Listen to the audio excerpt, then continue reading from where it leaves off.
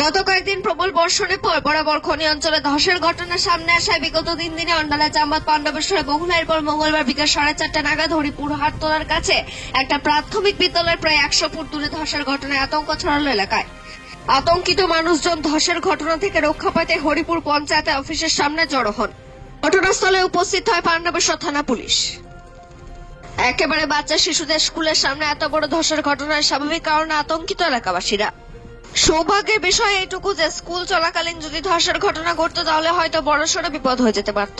খবর পেয়ে ঘটনাস্থলে পৌঁছান হরিপুর পঞ্চায়েতের উপপ্রধান গোপীনাথ নাগ। তিনি জানান, ইসেল অবৈজ্ঞানিকভাবে কয়লা উত্তোলন করার কারণে এলাকায় ধসের ঘটনা ঘটছে। তিনি বলেন, যেভাবে আজকে ধসের ঘটনা সামনে এলো তাতে এটা পরিষ্কার যে কয়লা উত্তোলন করার পর মাটির নিচে সঠিকভাবে বালি ভরাট করেনি ইসেল। অথচ এই ব্যাপারে ইসেল কর্তৃপক্ষের সঙ্গে বরাবর আলাপ আলোচনার পরেও কোনো কাজ করছে না কর্তৃপক্ষ বলে অভিযোগ করেন তিনি। পাশাপাশি তিনি এটাও বলেন, স্থানীয় বাসিন্দারা পঞ্চায়েতে এসে অভিযোগ করেছেন, অথচ এই ব্যাপারে তাদের কিছুই করার নেই। হরিপুর কল্যাণী আধিকারিকদের বিরুদ্ধে হুঁশিয়ারি দিয়ে গোপীনাথ বাবু জানান, আগামী দিনে সমস্যা সমাধান না হলে বৃহত্তর আন্দোলনে নামতে বাধ্য হবেন তারা। যদিও প্রত্যেকবারের মতো এবারেও ইসেল আধিকারিকদের কোনো প্রতিক্রিয়া পাওয়া যায়নি। পাণ্ডবেশ্বর থেকে রিপোর্ট নিউজে। আমরা তো বারবার ম্যানেজমেন্টকে বলেছি, আপনারা জানেন যে এর আগেও এমএসকে স্কুলের সামনে ধস নেমেছিল। আজ আপনারা চোখের সামনে হরিপুর হিন্দি হাই স্কুল সামনে 100 ফুট দূর নেই, সেইখানে হঠাৎ আজকে বৈকাল 4টের সময় ধস নেমে গেল। পুরোপুরি ম্যানেজমেন্টের গাফিলতি। বারবার ম্যানেজমেন্টকে গ্রাম পঞ্চায়েতের পক্ষ থেকে, গ্রামবাসীর পক্ষ থেকে বারবার বলা সত্ত্বেও, মিটিং করা সত্ত্বেও তারা কোনো কিছু কর্ণপাত করছে না।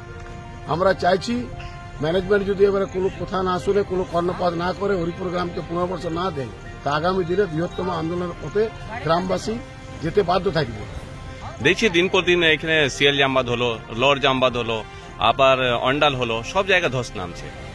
দেখুন, এই এলাকা অবৈজ্ঞানিকভাবে ইসিএল ম্যানেজমেন্ট কয়লা উত্তোলন করার ফলে, বালি পেকিং না করার ফলে এইসব ধসগুলো নামছে।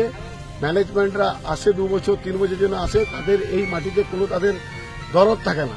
তাদের কাজ করে তাদের উচ্চে প্রমোশন নিয়ে তারা অন্যত্র বদলি হয়ে যায়। এইখানকার মানুষ, গ্রামের মানুষরা যে ফ্যামিলি সেই ফ্যামিলি থেকে যায়।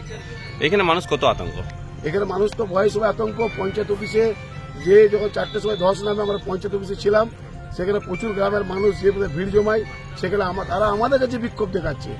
আমরা অসহায়। আমরা কি করব? বারবার ম্যানেজমেন্টকে বলা সত্ত্বেও ম্যানেজমেন্ট কোনো কথা, মিটিং সবকিছু করছে, সুস্থভাবে সবকিছু হচ্ছে, কিন্তু কাজের কাজ কিছু হচ্ছে না। এবং গ্রামের মানুষের কাছে আমাদের খুব লজ্জা লাগছে। তাদের কাছে আমরা কি বলবো? আপনার পরিচয়? আমার পরিচয় হচ্ছে, আমার নাম হচ্ছে গোপীনাথ নাগ, উপপ্রধান, হরিপুর গ্রাম পঞ্চায়েত।